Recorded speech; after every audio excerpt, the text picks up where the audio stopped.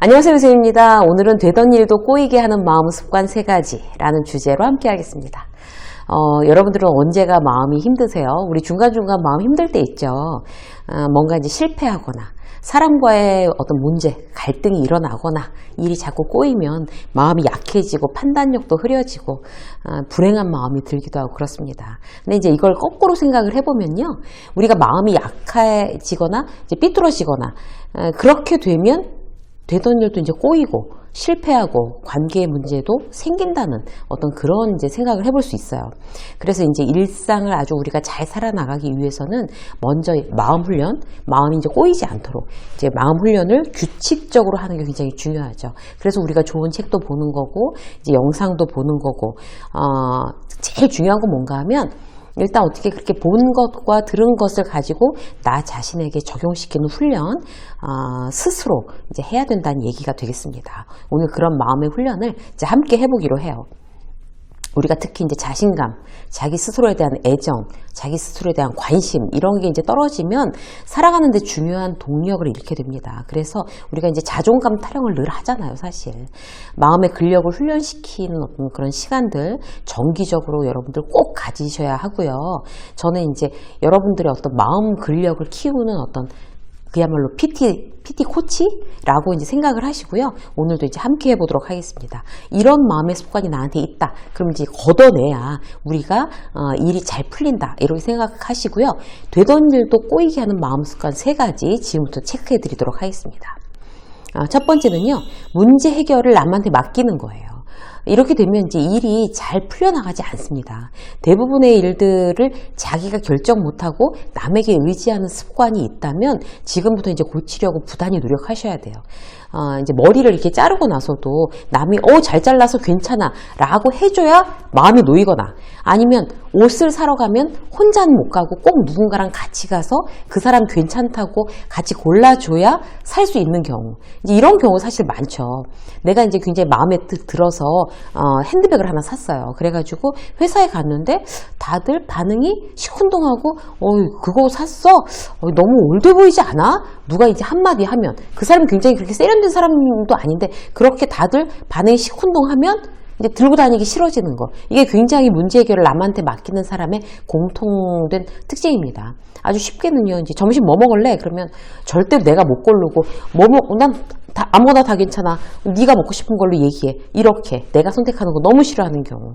이런 습관이 있으면 이제 하나씩 여러분들 지금부터 고치셔야 돼요.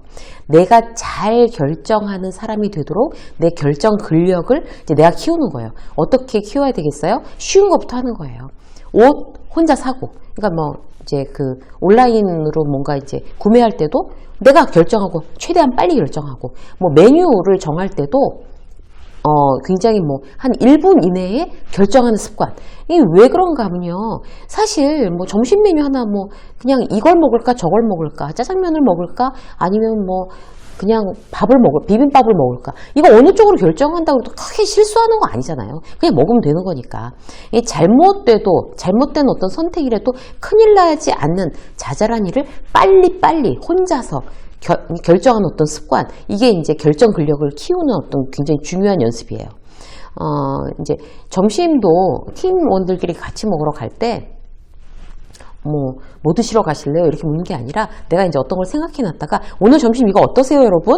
이런 걸 이제 연습을 한 번씩 해보세요. 그러다고 다 싫다고 그러면 어떡해요? 또 걱정하시면서 이런 거 못 한다는 분들 계시잖아요. 그럼 아님 말고죠. 아님 말고. 싫다고 하면, 그래요. 그럼 싫으면 딴 거 먹어요. 이렇게 하면 되는 거예요. 그렇게 스스로, 이래도 괜찮다라는 어떤 그런 마음을 자꾸 가져버릇하는 게 중요하죠. 결정을 남한테 의뢰하지 마세요. 거기서부터 출발하셔야 됩니다. 작은 것부터 내가 결정하는 습관 자꾸 연습하셔야 되고요. 정말 조언을 들어야 되는 그런 경우도 있긴 해요. 문제 해결에 도움을 받기 위해서는 근데 조건을, 누구한테 이야기를 들을 거냐 조건 따지셔야 돼요. 그 문제 해결에 정말 도움이 될 수 있는 사람인지 확인해서 물어보시는 거 너무 중요합니다. 우리가 잘못된 판단을 하지 않기 위해서는요. 내가 그걸 해야 되는데 하기 싫으면 그런 걸 굉장히 귀찮은 사람한테 일부러 물어보는 경우가 있어요. 우리 스스로가 우리 자신을 속이는 거죠. 예를 들어서 이런 거예요. 나의 동료 김 과장은 이제 회사가 이제 중국으로 고객사를 이제 넓혀간다고 그러니까 바로 중국어 학원에 등록한 거예요. 새벽마다 중국어를 시작했대요. 그 얘기를 들으니까 마음이 불편하잖아요. 나도 해야 되나? 이런 생각이 드는데 새벽에 일어나는 것도 엄두가 안 나고 막 체력도 떨어지는 것 같고 그러면 이제 물어보는 거예요. 선배한테. 근데 그 선배가 어떤 사람이냐는 거죠. 정말 일을 뭐 열심히 하는 것도 안 좋아하고 다 귀찮아하고 자기 개발에도 별로 관심 없는 선배한테 물어보면 야, 지금 기초부터 해서 언제 비즈니스 중국어가 되냐? 아서라 말어라. 이렇게 얘기를 내가 듣게 되면 그걸 또 듣고 안심하고 그지? 지금부터 하는 거 뭐 에이, 그거 별로 소용없을 거야. 이렇게 그 사람의 이야기를 듣고 안심하고 내 일을 그야말로 포기하기를 합리화하는 거 대단히 그야말로 일을 꼬이게 하는 방법입니다. 그래서 누구한테 결정을 떠맡기지 말고요. 내가 보기에도 훨씬 더 성실하고 나보다 훨씬 더 성실하고 적극적인 사람한테 조언을 구하고 어떤 의견을 들어보세요. 그게 아주 실수하지 않는 방법이에요. 자, 두 번째. 잘 되는 일도 꼬이게 하는 그런 마음 습관 두 번째는요. 다른 사람의 이야기를 자주 하는 거예요. 곰곰 한번 생각해 보세요. 요즘에 여러분들이 보는 영상 보통 뭐 연예인 까십이나 뭐 그런 게 혹시 내가 많은가? 동료들과 밥 먹으면서 주로 무슨 얘기하지? 다른 동료들에 대해서 얘기를 하나? 아니면 연예인 사생활에 대해서 얘기를 하나? 내가 주로 하고 있는 이야기들이 어떤 거냐? 이거를 따져보시면 내 일이 지금 잘 풀릴 거냐 말 거냐를 내가 예상할 수가 있어요.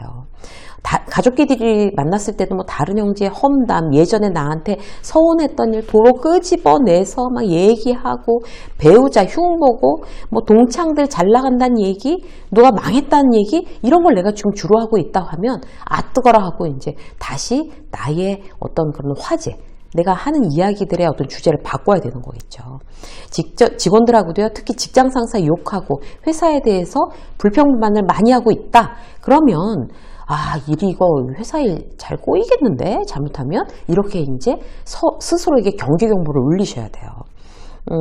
지인을 이제 만나서 이제 커피를 마시고 있는데 그 지인한테 전화가 왔어요. 그래서 이제 전화를 받아도 된다. 받아라 그랬더니 그 거래처 사장이 전화를 해서 우리 지인의 사장을 욕을 하는 거예요. 막 흉을 보고 있는 건데 우리 지인이 그걸 따라서 같이 우리 사장이 원래 그런 면이 있어요 사장님 이러면서 자기네 사장을 같이 욕을 하고 있는 거예요. 그래갖고 전화 끊고 나서 제가 굉장히 뭐라고 아주 뼈 아프게 이제 몇 마디 해줬어요. 그 사장에 대해서, 그러니까 나의 사장에 대해서 내가 누군가 다른 사람한테 컴플레인 하면 그 사람이랑 친하니까 우리 사장 귀에 안 들어갈 것 같죠? 다 들어갑니다, 여러분. 그 위험천만한 일이에요. 그래서 그런 어떤 지금 내가 다른 사람의 이야기를 부정적인 이야기를 자주 하나? 이게 내 일이 지금 잘 될 거냐? 꼬일 거냐? 굉장히 중요한 기준선이 됩니다. 자, 세 번째. 사람 때문에 스트레스 받고 힘들다.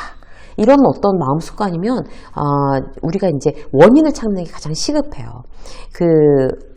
내가 왜 사람 때문에 스트레스 받고 힘들지? 생각해보면 예를 들어서 이런 거예요. 거절을 잘 못해서 일을 너무 많이 떠안아서 내가 지금 스트레스 받고 힘든가? 하기 싫은 거 막 떠맡아서 하니까?